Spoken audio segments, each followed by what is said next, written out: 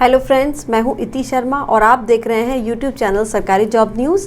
ये 17 जुलाई का important current affairs है और इसका पीडीएफ आप वीडियो के डिस्क्रिप्शन से ले सकते हैं। शुरू करते हैं। पहला क्वेश्चन, गूगल ने भारत की किस कंपनी में 33,737 करोड़ निवेश करने का ऐलान किया है? आंसर है जियो प्लेटफॉर्म। अभी हाल ही में रिलायंस की एनुअल जनरल मीटिंग हुई थी वर्चुअली। उसमें गूगल के सीईओ सुंदर पिचाई ने वीडियो कॉन्फ्रेंसिंग से ये अनाउंसमेंट किया है। वो जियो वेंचर्स प्लेटफॉर्म में 7.7% की हिस्सेदारी के लिए ये इन्वेस्टमेंट कर रहे हैं।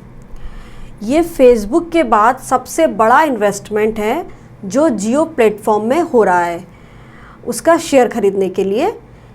इससे पहले फेसबुक ने 22 अप्रैल को 9.99% की हिस्सेदारी खरीदने के लिए 43,574 करोड़ रुपए की डील की थी और अभी तक 13 कंपनियां हैं जो जियो में इन्वेस्ट कर चुकी हैं, जिसमें से 10 कंपनियां यूएसए यानी अमेरिका की हैं। अभी तक 13 कंपनियों ने जियो में इन्वेस्ट किया है और इसमें से 10 कंपनियां अमेरिका की हैं। यानी ये बहुत इम्पॉर्टेंट चीज़ है कि अमेरिका की कितनी बड़ी बड़ी कंपनियां भारत में और स्पेशली जियो में इन्वेस्ट कर रही हैं। ये भी माना जा रहा है कि गूगल जियो के साथ सस्ते स्मार्टफोन बनाएगी और इसे 5G जो इन्वेस्टमेंट है इसे 5G से भी जोड़कर माना जा रहा है। जियो को सिर्फ एक टेलीकॉम कंपनी मत समझिए, अब ये काफ़ी चीज़ों में ये फैल चुकी है, जैसे ई-कॉमर्स में भी एंट्री कर चुकी है, सस्ते स्मार्टफोन बना रही है। इसके अलावा एक और चीज़ मैंने आपको पहले भी करंट अफेयर्स में हम बता भी चुके हैं और गूगल ने अभी कुछ दिन पहले ही एक और बहुत बड़ा इन्वेस्टमेंट किया था भारत में डिजिटल टेक्नोलॉजी के क्षेत्र में, जिसमें वो $10 बिलियन के इन्वेस्टमेंट की बात उसमें की थी। नेक्स्ट क्वेश्चन, रक्षा मंत्रालय ने सेना को कितने करोड़ की हथियार खरीद का अधिकार दिया है? आंसर है 300 करोड़। रक्षा मंत्रालय ने ये जो फैसला लिया है ये पूर्वी लद्दाख में अभी चीन के साथ जो इतना गतिरोध चला उसको देखते हुए ये अभी हाल ही में मीटिंग हुई है, उसमें ये डिसीजन लिया है और अधिकारियों ने बताया है कि खरीद से संबंधित चीज़ों को लेकर कोई सीमा नहीं है और आपात आवश्यकता श्रेणी के तहत खरीद जो है वो 300 करोड़ से ज़्यादा की नहीं होनी चाहिए। और ये जो निर्णय लिया गया है ये रक्षा मंत्री राजनाथ सिंह की अध्यक्षता वाली रक्षा खरीद परिषद की एक बैठक हुई थी, उसमें लिया गया है। इस डिसीजन के बाद ये होगा कि अब खरीद की जो समय सीमा है उसमें कमी आएगी। 6 महीने में अगर आप और जैसे ऑर्डर देते हैं के भीतर मतलब ऑर्डर दिया जा सकता है और 1 वर्ष के भीतर इसकी डिलीवरी भी शुरू हो जाएगी। नेक्स्ट क्वेश्चन, कोरोना महामारी के बीच ट्रेनों में सुरक्षित सफ़र के लिए रेलवे ने कौन सा नया कोच लगाया है? ये भी एक इम्पॉर्टेंट चीज़ है। ये है आंसर है इसका पोस्ट कोविड कोच। इस कोच को यात्रियों को कैसे संक्रमण से बचाया जाए इसको ध्यान में रखते हुए डिज़ाइन किया गया है। कोच में चढ़ने के लिए जो हैंड रेल है, दरवाजे की जो चिटकनी होती है उसको कॉपर कोटेड किया गया है। ऐसा माना जाता है कि जो कॉपर जो होता है उस पर वायरस बहुत ज़्यादा देर तक नहीं टिकता, उसे एंटी माइक्रोबियल उसके अंदर क्वालिटी होती है कॉपर के अंदर, इसलिए इसे कॉपर कोटेड किया है। और जो एसी कोच है उसमें प्लाज्मा एयर प्यूरिफायर लगाया है। सीट्स पर टाइटेनियम डाइऑक्साइड की कोटिंग की गई है। पंजाब की जो कपूरथला कोच फैक्ट्री है उसने ये पोस्ट कोविड कोच तैयार किया है और जो पानी का जो नल है, सोप डिस्पेंसर है, उन सबको पैर से ऑपरेट करने की फैसिलिटी उसमें दी गई है, जिससे अगर आप हाथ से टच ना करें उससे दूर रह सकें। जो टॉयलेट का जो गेट है, फ्लश वॉल्व है, दरवाज़ा है, उसे खोलने बंद करने की चिटकनी, वॉश बेसिन, उन सब पर कॉपर कोटिंग की गई है। जैसा मैंने आपको बताया कि कॉपर में जो वायरस और बैक्टीरिया जो होते हैं वो टिक नहीं पाते हैं। ये सब नॉन टॉक्सिक है और अमेरिका के फूड एंड ड्रग एडमिनिस्ट्रेशन से सर्टिफाइड है।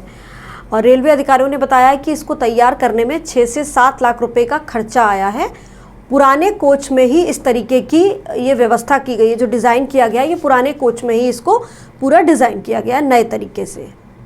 नेक्स्ट क्वेश्चन, किस देश के प्रधानमंत्री ने अपने हितों के टकराव के चलते 15 जुलाई को अपने पद से इस्तीफा दे दिया? आंसर है ट्यूनेशिया। वहाँ के प्रधानमंत्री हैं इलियास फाकफाक। नेक्स्ट क्वेश्चन, विश्व इमोजी दिवस यानी इंग्लिश में कहेंगे तो वर्ल्ड इमोजी डे कब मनाया जाता है? आंसर है 17 जुलाई। चूँकि इमोजी हम सब जानते ही हैं, सोशल मीडिया के कारण इमोजी का अब काफ़ी यूज़ हो रहा है। हम अपनी जो फीलिंग्स होती है उसको एक्सप्रेस करने के लिए शब्दों के बजाय इमोजी का यूज़ करते हैं।